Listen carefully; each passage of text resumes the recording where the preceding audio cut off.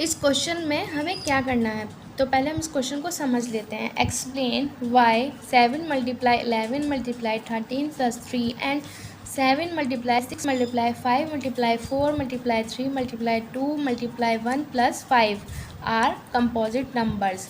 हमें जो है एक्सप्लेन करना है। क्या एक्सप्लेन करना है कि ये जो हमें यहाँ नंबर्स दिए गए हैं और ये नंबर्स दिए गए हैं, इनका मल्टीप्लाई और एडिशन दिया गया है, तो हमें ये एक्सप्लेन करना है कि ये कंपोजिट नंबर्स क्यों हैं।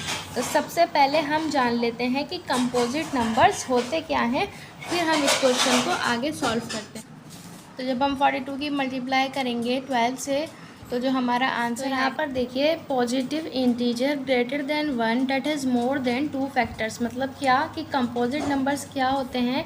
कंपोजिट नंबर ऐसे पॉजिटिव इंटीजर्स होते हैं जो 1 से बड़े हों और साथ ही में उनके 2 से ज़्यादा फैक्टर्स हों, मोर देन 2 फैक्टर्स। 1 से बड़ा पॉजिटिव इंटीजर्स और जिसके 2 से ज़्यादा फैक्टर्स हों, उसको हम कहते हैं कंपोजिट नंबर। तो यहाँ पर हमको ये एक्सप्लेन करना है कि आखिर क्यों ये कंपोजिट नंबर्स हैं। तो चलिए क्वेश्चन की तरफ आगे बढ़ते हैं। हमें पता करने के लिए इनको सिंप्लीफाई करना होगा। तो चलिए हम यहाँ पर इनको सिंप्लीफाई करते हैं। पहले हम ये पार्ट जो है वो सिंप्लीफाई कर लेते हैं। तो देखते हैं, सिंप्लीफाई करते हैं। सिंप्लीफाई मतलब इनको सॉल्व कर लेते हैं। 7 मल्टीप्लाई 11 मल्टीप्लाई 13 प्लस 3। तो अब हम क्या करते हैं, यहाँ हमारे पास है 13 और यहाँ भी हमारे पास है 13। तो हम क्या करते हैं, 13 और 13 को कॉमन ले लेते हैं। तो ये आ जाएगा हमारा 13 यहाँ बाहर। फिर ब्रैकेट में हम लिखते हैं 7 मल्टीप्लाई 11 और साथ ही यहाँ कर लेते हैं +1, क्योंकि जब भी हम कोई कॉमन लेते हैं तो वहाँ हम +1 कर लेते हैं। तो अब इसको आगे सॉल्व करते हैं। 13 एज इट इज़ लिखेंगे, 11 7 से 77 हो जाएंगे। ब्रैकेट में लिखते हैं +1, तो क्या हो जाएगा, ये 78 हो जाएगा। 13 ब्रैकेट 78। अब 13 की मल्टीप्लाई हम 78 से कर देंगे।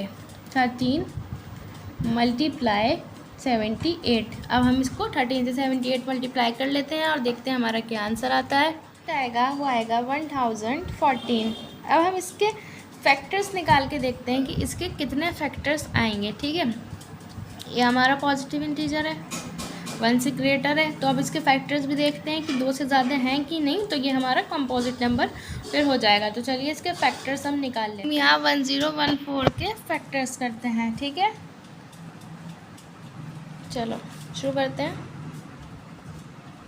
2 5 ज़ा 10 हो जाएंगे। फिर हम यहाँ लगाएंगे 0 और ये हो जाएंगे 2 7 ज़ा 14। देन ये हमारा क्या बन गया, 507। अब ये किससे डिविजिबल है, अब ये 2 से डिविजिबल नहीं है आगे, तो हम इसको 3 से डिवाइड करेंगे। तो ये आ जाएगा हमारा 3 1 ज़ा 3। यहाँ पर क्या बचा, 2, तो ये बन गए 20 हो जाएगा। 3 6 ज़ा 18। देन 2 बचे तो 3 9 ज़ा 27। हमारा क्या आया, 169। अब हम इसको आगे डिवाइड कर, तो अब ये जो है ना डायरेक्ट 13 से डिविजिबल होगा। 13 1 ज़ा 13, कितने लेफ्ट बचे हमारे पास, 14 15 16 3, तो ये हो गया 39। 13 3 ज़ा होते हैं 39 और अब ये 13 से कैंसिल होगा। 13 1 ज़ा 13। तो इसके पास हमारे क्या क्या फैक्टर्स आ गए हैं, 104 के क्या फैक्टर्स आए हमारे पास, 1014 के 2 3 13 एंड 13, ये हमारे पास फैक्टर्स आए। तो क्या है, इसके फैक्टर्स मोर देन 2 हैं। तो ये क्या हो गया, हमारा एक कंपोजिट नंबर हो गया। ठीक है, जो हमने अभी सिंप्लीफाई किया था, ये 7 मल्टीप्लाई 11 मल्टीप्लाई 13 प्लस 13, इसको हमने पूरा सिंप्लीफाई किया। देन हमने 1014 के फैक्टर्स किए, तो हमारे मोर देन 2 हैं। इसका मतलब ये एक कंपोजिट नंबर है। ठीक है, और साथ ही पॉजिटिव इंटीजर है। अब हम यहाँ पर ये दूसरा वाला सॉल्व करेंगे, जो कि है हमारा 7 multiply 6 multiply 5 multiply 4 multiply 3 2 1 plus 5। ठीक है, तो इसको हम कर लेते हैं। तो अब हम क्या करते हैं, इस इक्वेशन में से पहले कॉमन देख लेते हैं। तो कॉमन क्या क्या है, 5 और एक 5 ये रहा। तो 5 हमारा कॉमन आ जाएगा, तो 5 को हम ब्रैकेट से बाहर लिख देंगे, बाकी सारा कुछ अंदर लिख देंगे। 7 multiply 6 multiply 4 multiply 3 multiply 2 multiply 1 साथ ही हम कर लेंगे +1 क्योंकि हमने यहाँ लिया है कॉमन। अब नाउ इसको करते हैं हम सॉल्व। तो 5 एज इट इज़ लिख लेते हैं। तो ये हो जाएगा हमारा 7 6 42 मल्टीप्लाई 4 3 12 मल्टीप्लाई 2 1 2 + 1। ठीक है, अब करते हैं आगे सॉल्व। 42 की 12 से करते हैं मल्टीप्लाई, वो आएगा 504 मल्टीप्लाई 2 + 1। अब जब हम करेंगे 504 की मल्टीप्लाई 2 से तो जो हमारा आंसर आएगा वो आएगा 1008 + 1। अब जब +1 कर लेंगे तो क्या हो जाएगा 1009। अब 5 की मल्टीप्लाई हम कर देते हैं 1009 से 1009 से 5045। ठीक है, 5045 ये हमारा आंसर आया। अब हम इसके फैक्टर्स करके देख लेते हैं कि ये प्राइम है कि सॉरी ये कंपोजिट है कि नहीं। ठीक है, 5045 के फैक्टर्स करते हैं।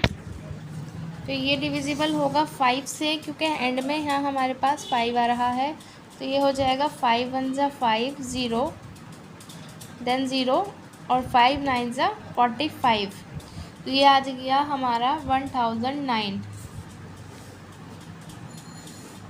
ये जो हमारा 1009 है ये डायरेक्ट 1009 से ही अब कैंसिल होगा। 1009 1 1009। तो कितने फैक्टर्स आए इसके, 2 फैक्टर्स आ गए। तो मतलब ये भी एक कंपोजिट नंबर है।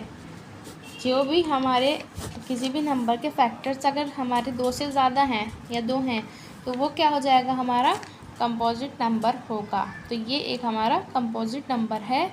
और जो हमने अभी इससे पहले वाला पार्ट किया वो भी हमारा कंपोजिट नंबर था। तो यहाँ पर ये क्वेश्चन ख़त्म होता है।